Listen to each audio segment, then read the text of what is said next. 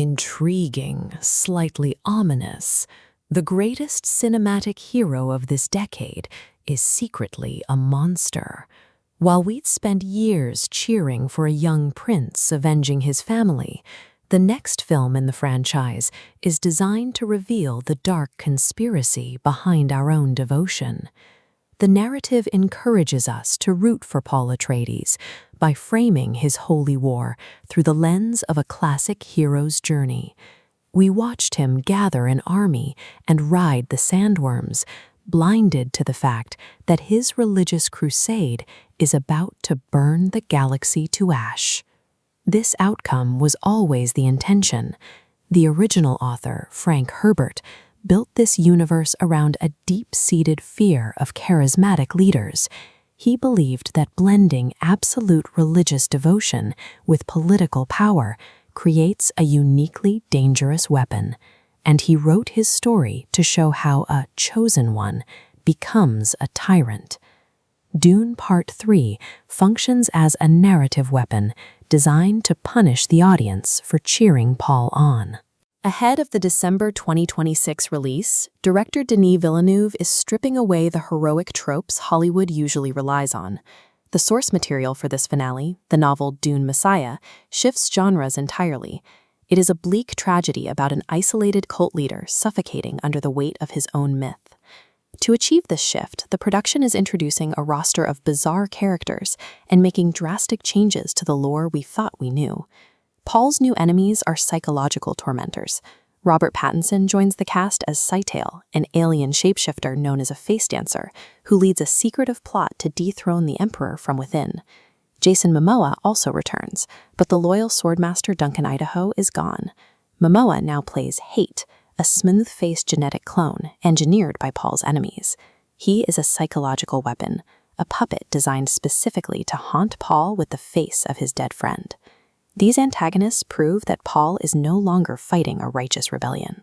He is a tyrant trying to hold on to power, while his own empire sabotages him from the inside.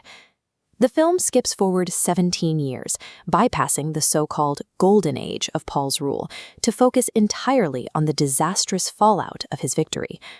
This leap allows Anya Taylor-Joy to return as a fully grown, highly unnatural version of Paul's sister, Alia.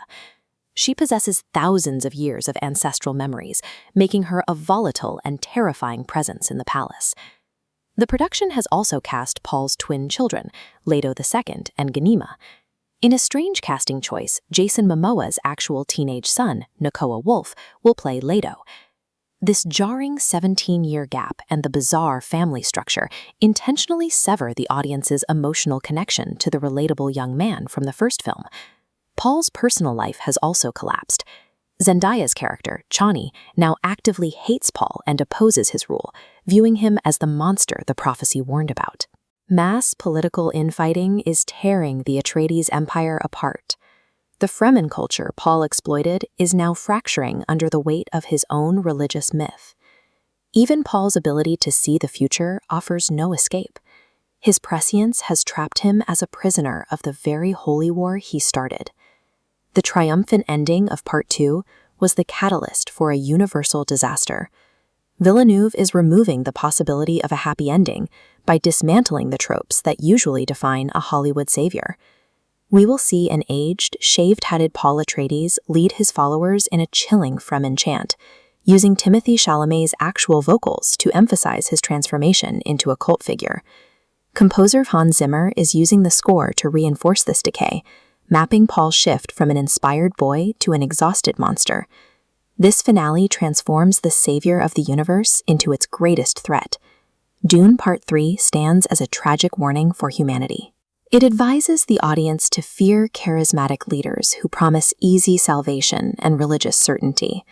So remember, the next time a charismatic messiah promises to save the entire world, you should run the other way.